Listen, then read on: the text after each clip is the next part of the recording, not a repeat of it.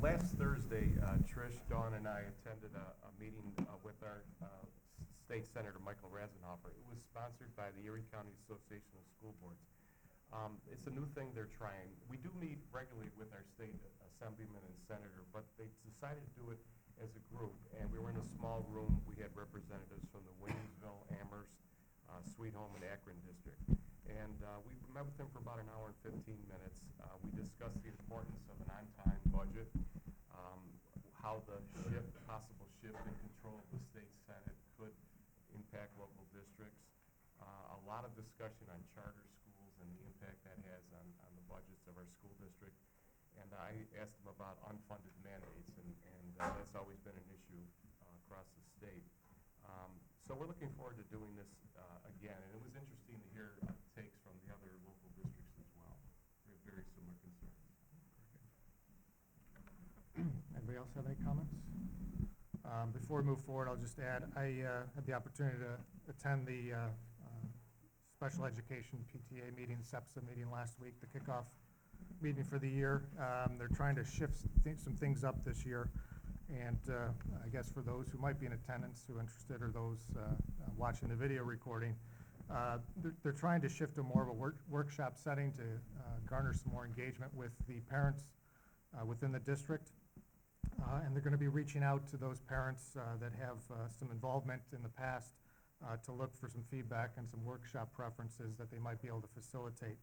They've also been actively engaged with Kevin Moldemeyer and the Family Support Center to see where they might be able to leverage each other's resources to bring in some common speakers. And I guess the other thing I'll add is for those that might be interested on the website, they've done a very nice job updating a community calendar of events that might be of interest to those seeking opportunities to learn more from each other in the area of special needs, including involvement of the Akron Parents of Children with Special Needs group, and they've shared those dates as well. So I think with that, I'll move forward. If nothing else, could I get approval for the agenda for this evening? Second. All those in favor? Aye. Carried. In our packets, we have meeting minutes that we need approval for the Board of Ed meeting that occurred on September 17th, including the executive session, as well as the Audit Committee meeting minutes that also occurred on September 17th prior to that meeting. If there's no questions, could I get a motion to approve? So moved. Second. All those in favor? Aye. Aye. Carried. All right, that brings us to the first of two public comment sessions for this evening. If anybody has something to address the board, we have microphones on either side. If you'd like to state your name, address, and then address the board, or we'll have one a little bit later on.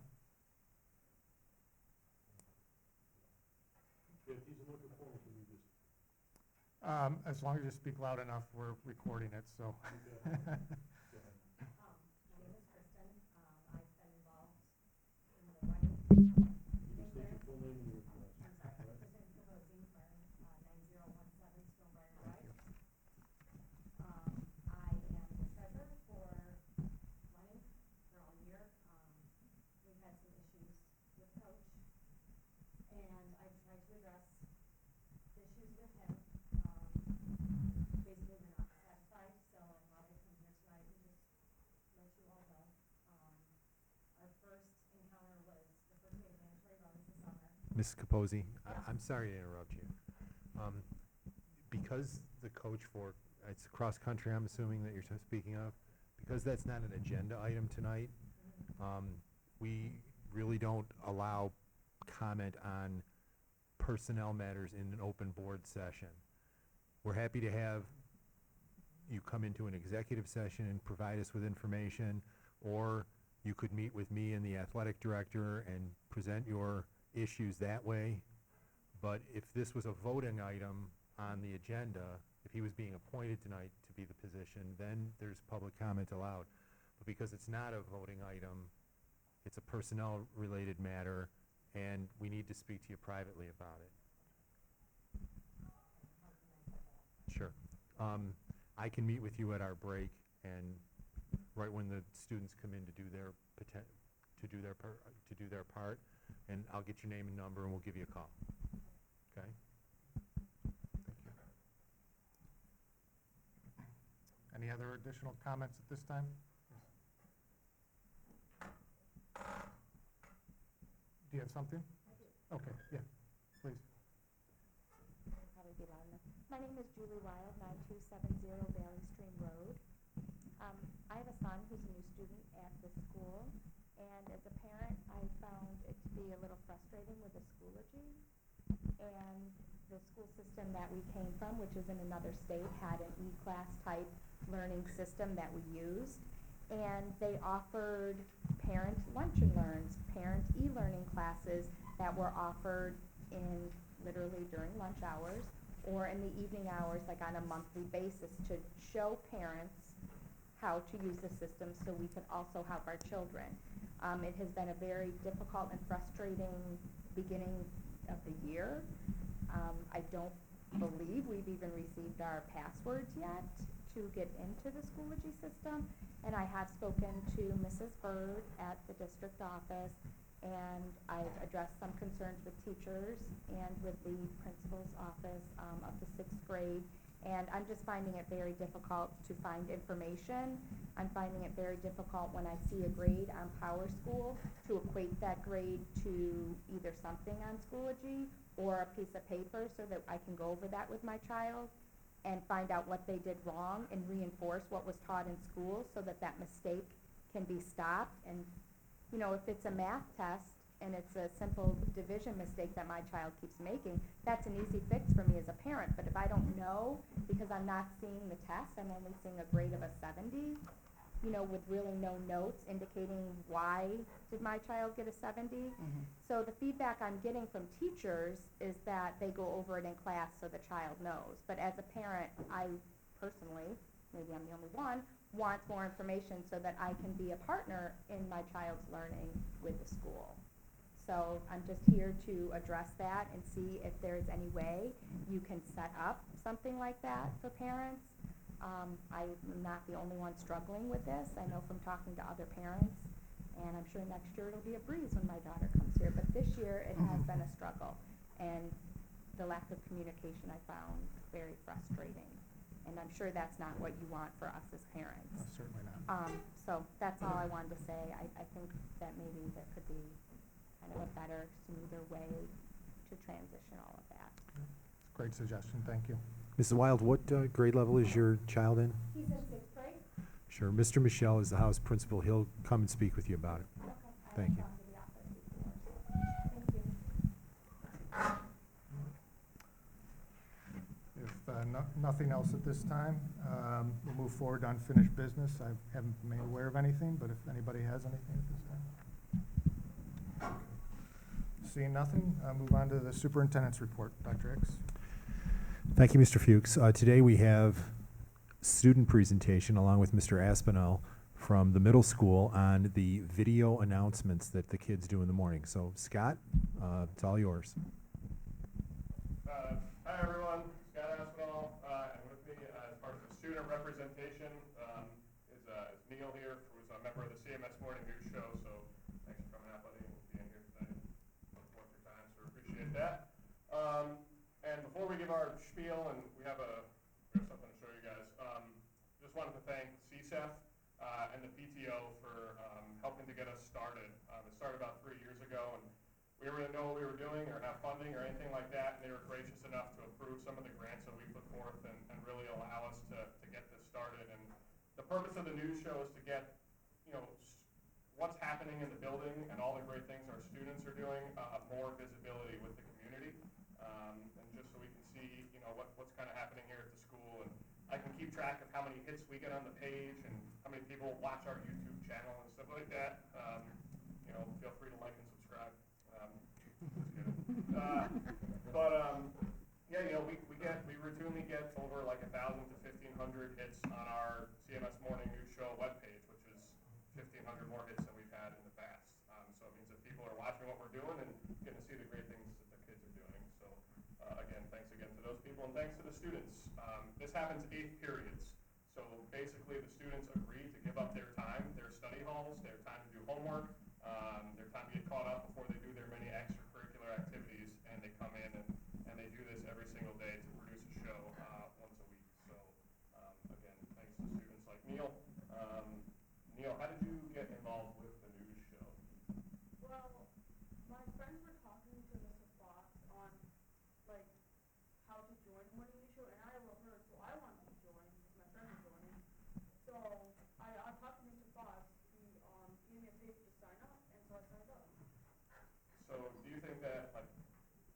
had a good time with the new show, and have you learned anything from your time with it so far? I've had a great time with that, with all the people I've met, like Taylor and Kendall.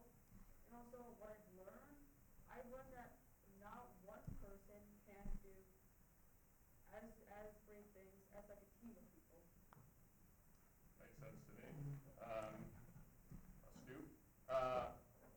Neil, as far as like the team aspect goes, like we have a bunch of different roles that the students perform each week. So like what are those roles and how do we do them? Well, I'll just show you. Makes sense. Mr. Escalon, would it be good if people were to come up and hear? Gonna be watching the. Yeah, yeah, absolutely.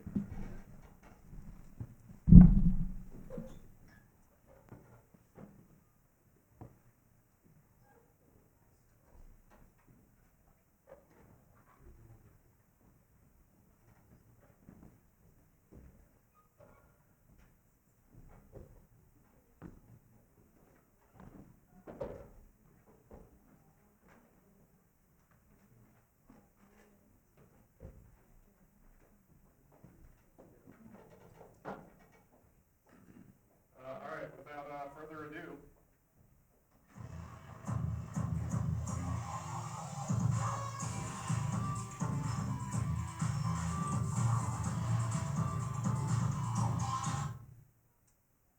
without slightly further ado, I did test it, I promise.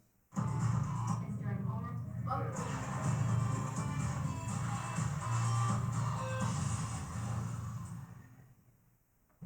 Welcome to CMS News Broadcast 2018. The CMS News Show is about a 10-minute video that we play for kids during homeroom on Fridays, and it just shows what's happening here at CMS in about 10 minutes. So this is what happens behind the scenes. So first we have the script people who tell the anchors what they're going to say on the CMS News Show. So firstly we go to the Clarence Central School District, then we go to CMS, and we look up the announcements every day and put them in here. Then we go to the Sports Center and we find out the scores for this week. So speaking of sports, Taylor looks up all the sports, so how does that work? Well, first I look up the Bills and the Sabres scores so that we can have those in our newscast. And then I text my friends or ask them in school what the local sports were because we have many kids who participate in sports in this class. So also you have video clips and videos of stuff that happens in the sports games on the news show, so how do you guys get those? Yeah, we had parents volunteer to take videos of the kids at their games, and then we insert those in and we voice over them for the students at CMS to see.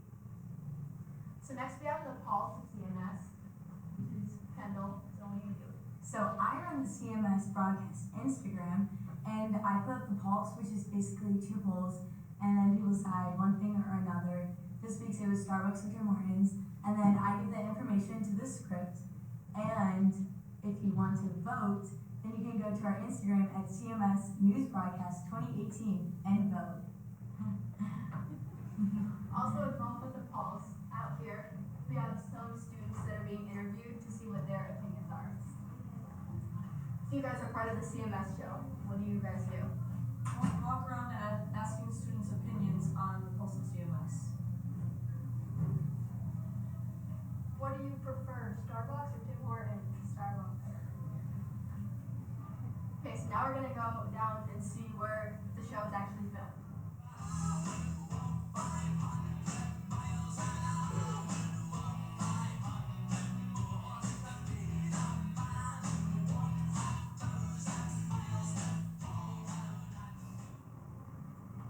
So now we're gonna go into the newsroom with the green screen, and this is where all the actual recording happens.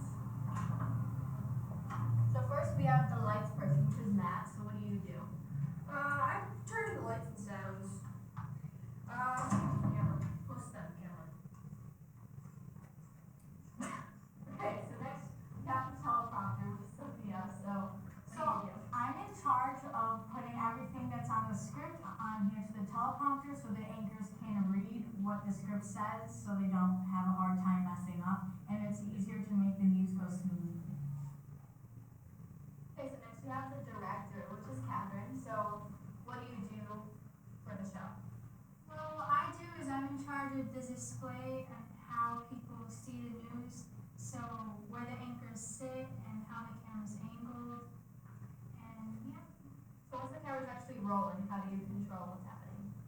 Well, what I do is I do pauses, which help the anchors know when to begin, when they make a mistake, and to insert new media.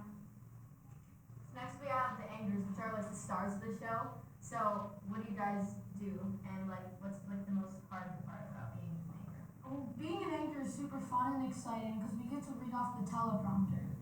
But it's also, again, super hard to read off the teleprompter at the same time. So what's like the hardest part about being an anchor? Well, sometimes when we mess up and we have to like go back and reread it, or we can't keep a straight face and we laugh. So now that you've seen what's happened behind the scenes, here's a glance into the final product of the morning news show.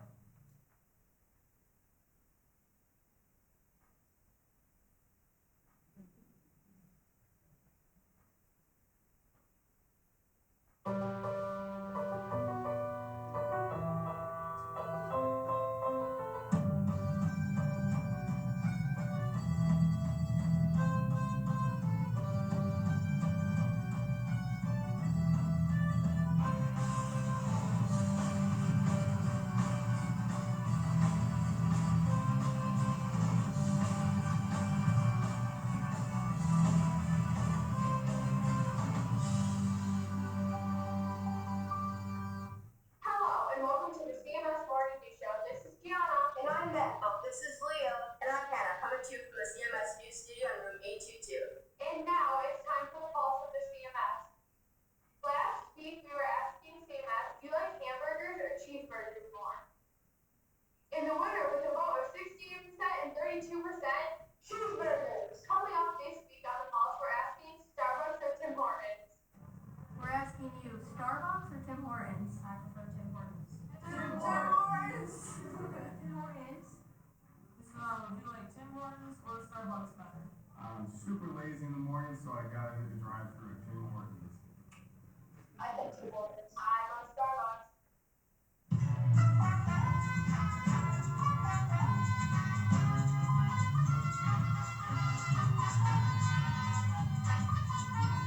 What's your hidden talent?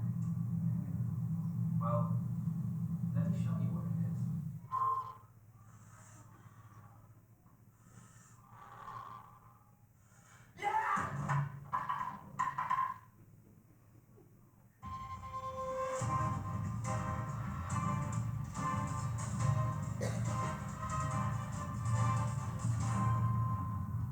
And now we move to Clarence High School where the Red Devils took on Orchard Park. Roll highlights. We start off with a huge defensive play as Jackson Morneau gets a touchdown after an 85-yard punt return. Moving to the offensive side of the ball, Dylan Reifenberg threw a 30-yard pass to Andrew Dimitrov for an outstanding catch. And then Grayson Hoyt connects on a play-action rollout to Tyler Ryan, who taps it home for a corner touchdown reception. Clarence wins in a landslide 36-6. Now for the girls' soccer team, here's a clip of number 30, Gabby Early, passing a great assist to the right defender, number 4, who shoots right past the goal for a goal. And back to you, Gianna and Matt. And that's the news from all of us at the CMS Morning News Show. Make sure to eat CMS.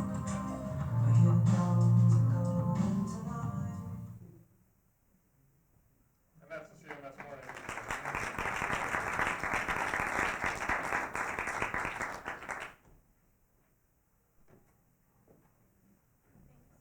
Yep, thank you guys.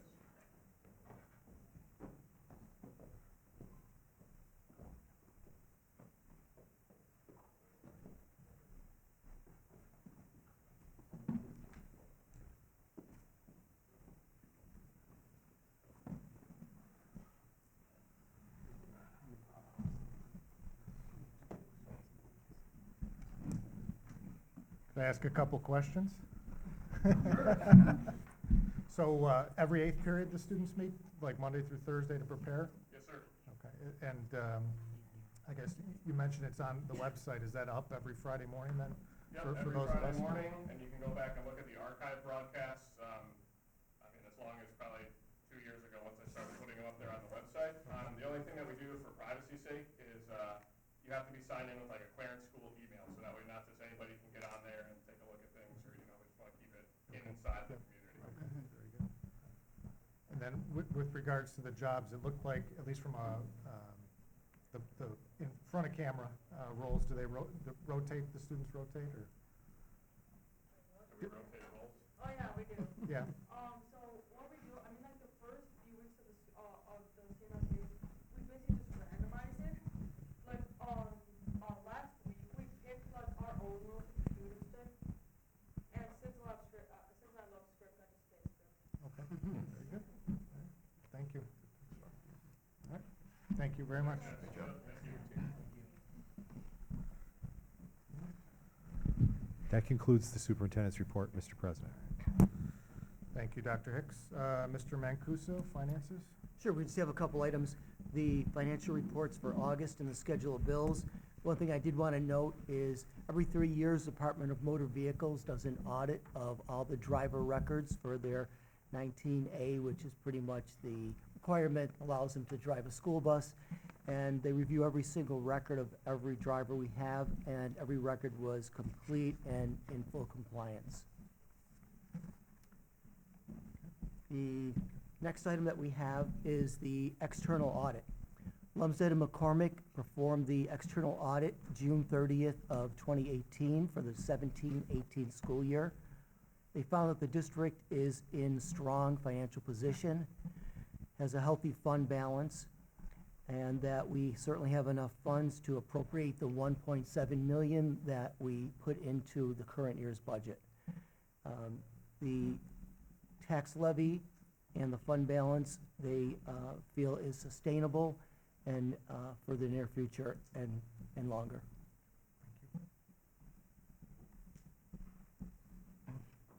Does anybody have any questions on the financial reports, the audit itself? If none, can I get a motion to approve F1 to F3? Make a motion. Do I have a second? Second. All those in favor? Aye. Carried. Dr. Patak, personnel? Under instructional personnel, we have a few items, including requests for leaves of absence, various appointments, regular substitute, as well as one probationary appointment. Department and grade level chairpersons, I just want to make one note, the grade 2 department chair stipend is for the 18-19 school year. The middle school stipends are for the 17-18 school year.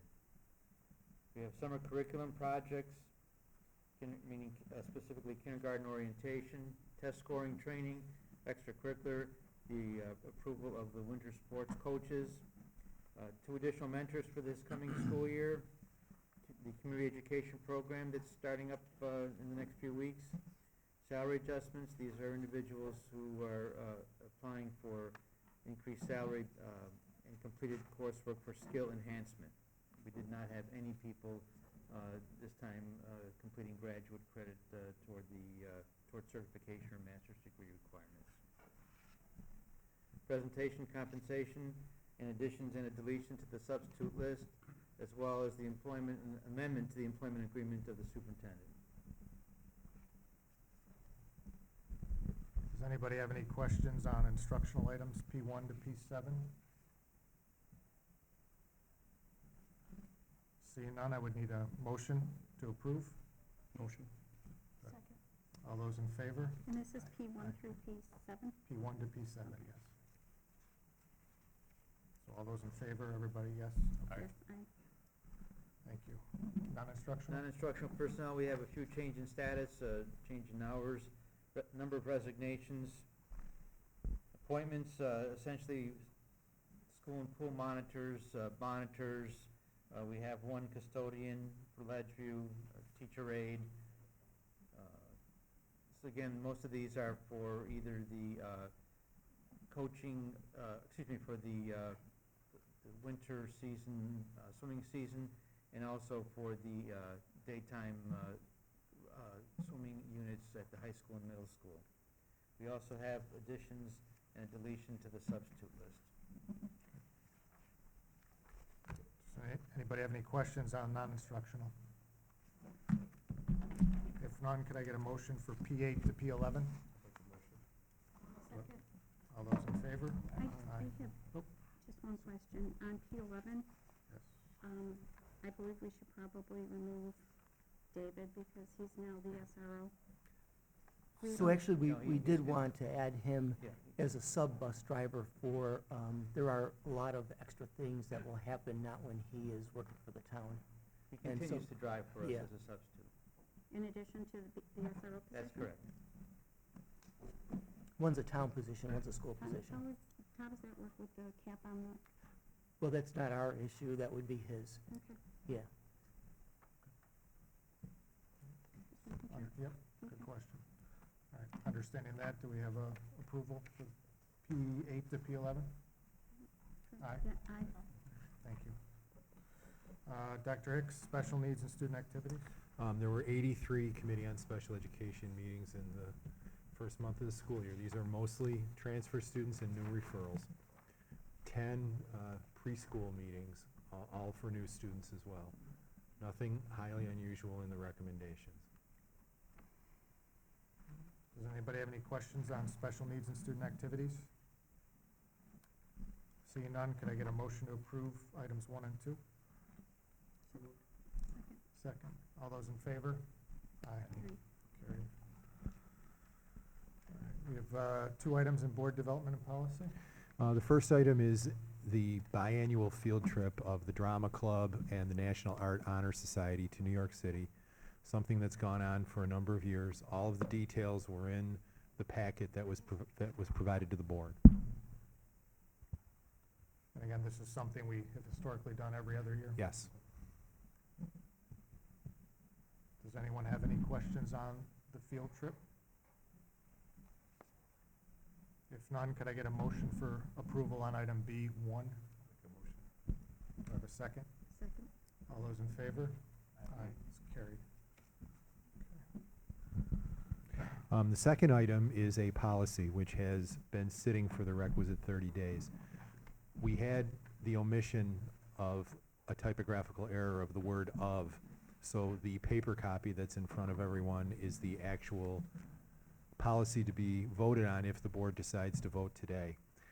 The policy itself is on the naming of school facilities, plaques, and memorials, or public dedication thereof. So we've bandied this about for quite a few number of months, and I think it's at the point where it meets the specifications of the board, but I'll leave that up to you, Mr. Fuchs. So just for clarity, we had a pre-read, and the only difference is in the second sub-bullet in the first section with the addition of the word "of" after costs, and we'll be voting on or amending off of that one tonight. Is there anybody have any questions, any discussion? I know we talked about it briefly at the last meeting. I just have one comment in regards to the fourth bullet, all approved memorials and recognition become school district property. I know that we've gone back and forth, and I had talked to Jeff about it, and I'm not sure if we need to add it or just acknowledge that the upkeep of these items then become the school's or the district's responsibility. And I think it's a given that the general maintenance of anything that's donated to the school district is the school's responsibility, but certainly we could add language here that specifies that the way Ms. Snyder talked. I don't know that it's necessary As long as we understand that. we understand it. Yep. So I'm I good would- with it as I would it is. agree, yes. So based on that, I'll make a motion, we approve it as presented. I just have one question. It says that they can have signage, plaque, bench, or landscaping, which I'm assuming is trees or bushes, whatever. But then down here, it says, all memorials and recognitions become school district property and will be temporarily hung. And then it says, will permanently, or no memorial shall be permanently mounted into the structure of a school building or its grounds. So does that mean you can't put a tree in? Because technically the tree is the memorial. I think it means you can put the tree in. That's Okay. how I would interpret I'm it. just saying, because it says, permanently in there. So obviously we're not taking trees out once they're in. No, that wasn't our plan. Okay. Good point of clarity. And again, just for broad awareness, we obviously had a very general policy. I think, three things I guess I'd like to emphasize that I think we've accomplished with this is with regards to memorials. We've also included recognitions, and we've delegated that to the building principal and the director of facilities. So that does not need to come to the board each and every time. We've addressed the naming of facilities as well. And then also, again, there's a lot of practices that have existed in the district all along, and we've grandfathered those all in, and recognized the importance of tradition that exists already, so. Barring any other comments, if we're all ready, could I get a motion to approve? I'll make a motion to approve it. Second. All those in favor? Aye. Carried. All right, thank you. All right, that brings us to our second public comment session for this evening. If anybody has anything to add, again, we have the microphone on either side.